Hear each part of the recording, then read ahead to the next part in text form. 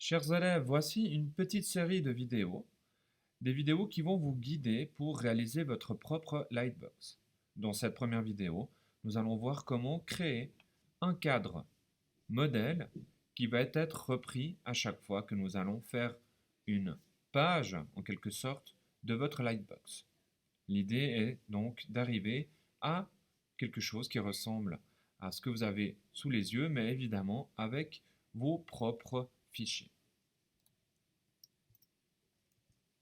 Je commence ici par créer une nouvelle page et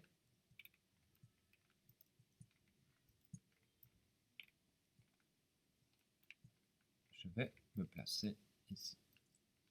Donc, nous allons créer un cadre modèle. Pour ceci, je vais prendre l'outil rectangle, je vais dessiner un rectangle, peu importe pour l'instant les dimensions, et je vais changer en prenant l'outil de sélection.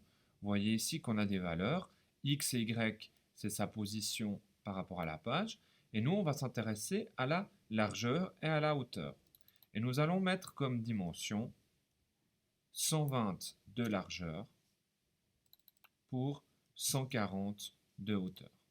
Bien évidemment, si vous souhaitez que votre Lightbox ait plutôt un aspect plus large que haut, il me suffirait à ce moment-là de changer ici, de mettre 140 et 120. Voilà. Vous pourriez très bien partir sur des dimensions personnelles. Comme je vous l'ai expliqué, vous pourriez faire quelque chose de rond, en forme d'étoile, etc. Si vous choisissez de partir sur quelque chose de plus original, à vous alors à ce moment-là de réfléchir un petit peu aux dimensions qu'il va falloir appliquer. Donc moi je repasse en 120 de largeur sur 140. Voilà. Je vais mettre en noir. Ensuite, je vais devoir ici créer un cadre. Pour l'instant, j'ai qu'une grande zone noire et donc on va percer en quelque sorte ce rectangle noir. Donc je vais dessiner ici à côté, je vais changer sa couleur comme ça on va mieux le distinguer. Je vais venir le placer ici dans ma zone. Inutile de chercher à le placer au centre puisque nous allons utiliser les outils qu'Inkscape nous propose. Donc je vais aller dans Objet, Aligner et Distribuer. Et puis ici on a tout un tas d'options disponibles. Je vais choisir ici ce qui m'arrange le mieux. Moi, je vais prendre dernier sélectionné. Donc, on peut voir ici que j'ai ma zone verte sélectionnée et j'ai ma zone noire, je fais majuscule ici, qui est sélectionnée en deuxième. Donc, c'est dernier sélectionné, ça sera ma référence. Et puis là, je vais donc lui dire que je veux qu'il soit centré horizontalement et verticalement. Voilà. Ce que j'aurais dû faire peut-être au début, c'était déjà de mettre ce deuxième rectangle à la bonne taille. Et je vous ai dit qu'il fallait des marges de 8 mm. Donc, on se souvient qu'on avait 120 en largeur, donc je vais mettre 112 ici, et on avait une hauteur de 140, donc je vais mettre 132.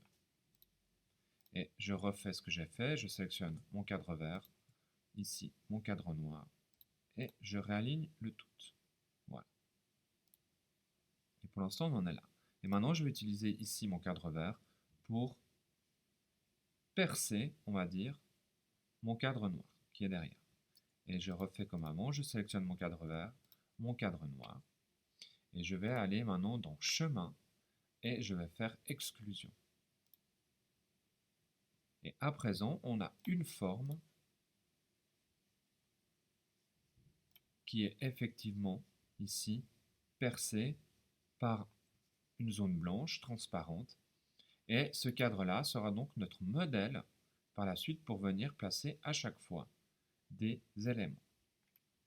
Donc ce modèle-là, pour pas qu'il m'embête, je vais venir le placer ici en bas, et à chaque fois, je ferai commande D pour dupliquer mon cadre, et j'aurai toujours un cadre ici comme modèle, inutilisé, qui me permettra à chaque fois de repartir correctement sans refaire ce que nous venons de voir dans cette première vidéo.